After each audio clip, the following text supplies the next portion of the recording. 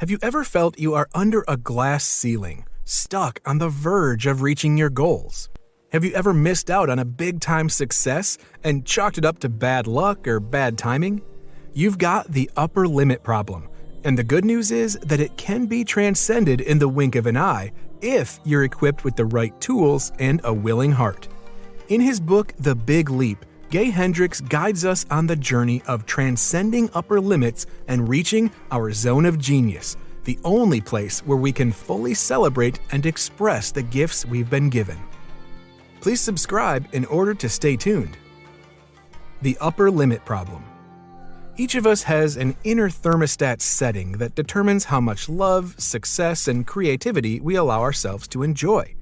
When we exceed our inner thermostat setting, we will often do something to sabotage ourselves, causing us to drop back into that old familiar zone where we feel secure.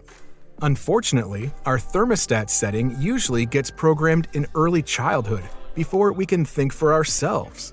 Once programmed, our upper limit thermostat setting holds us back from enjoying all the love, financial abundance, and creativity that's rightfully ours.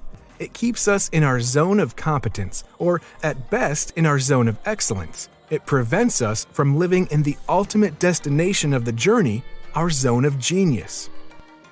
The zones of competence. 1.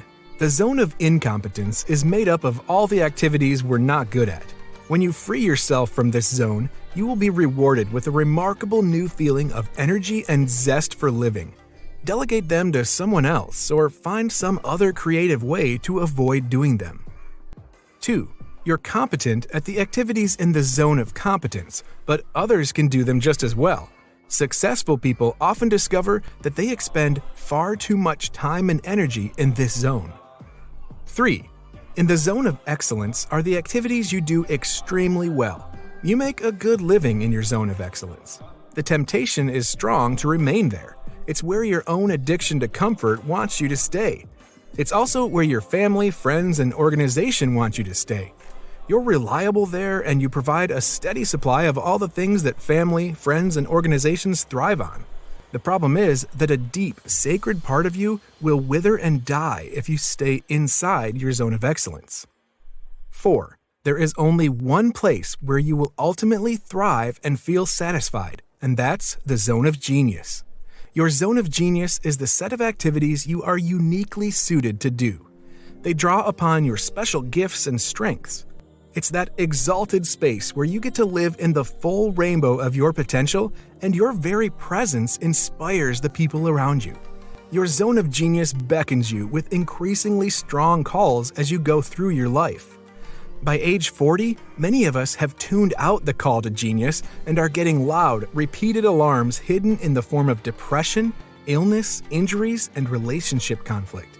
These alarms are reminding us to spend more time feeding our natural genius and letting it do its magic in the world.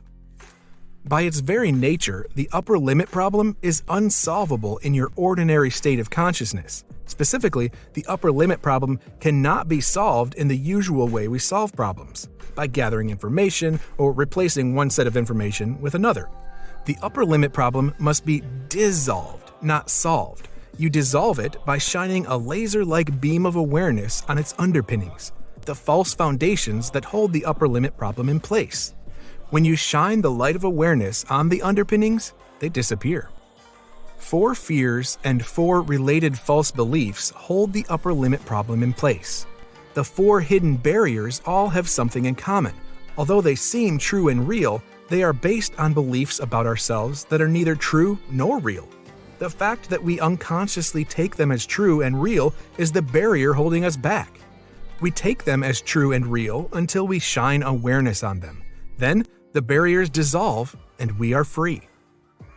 The 4 barriers. 1. The first barrier is the false belief that we are fundamentally flawed in some way.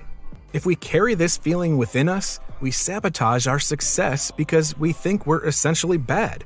If something good happens, we must mess up to offset it, because good things can't happen to bad people. 2. The second barrier is the false belief that by succeeding, we are being disloyal to and leaving behind people in our past. If we harbor this feeling within us, We sabotage our success because we think it's disloyal to our roots to soar too far into the stratosphere. 3. The third barrier is the false belief that we are a burden in the world. If we carry this feeling inside us, we sabotage our success so that we won't be a bigger burden. 4. The fourth barrier is the false belief that we must dim the bright lights of our brilliance so that we won't outshine someone in our past. If we hold this feeling inside us, we tend to hold ourselves back from expressing the full potential of our innate genius. There is something important you should know about the upper limit problem. When you attain higher levels of success, you often create personal dramas in your life that cloud your world with unhappiness and prevent you from enjoying your enhanced success. In short, you have a tendency to follow big leaps forward in your success with big mess-ups. These mess-ups rubber band you back to where you were before, or sometimes someplace worse. You'll benefit from making a lifelong pursuit out of spotting your upper limit behaviors. Make spotting them part of your daily ongoing maintenance procedures, just like brushing your teeth or adjusting the side mirrors of your car. Signs of upper limiting. 1. Worrying is usually a sign that we're upper limiting. The crucial sign that we're worrying unnecessarily is when we're worrying about something we have no control over. When you find yourself worrying, know that there is something positive trying to break through. Something is trying to get your attention. Look beyond the worry thoughts, and you will often find a new direction that's being laid out for you. 2. Criticism and blame. When we criticize something, it usually doesn't have anything to do with the thing we're criticizing. When we blame someone or something, we're doing it because we've hit our upper limit and are trying to retard the flow of positive energy. 3. Deflecting. Many of us crimp the flow of positive energy by avoiding it altogether.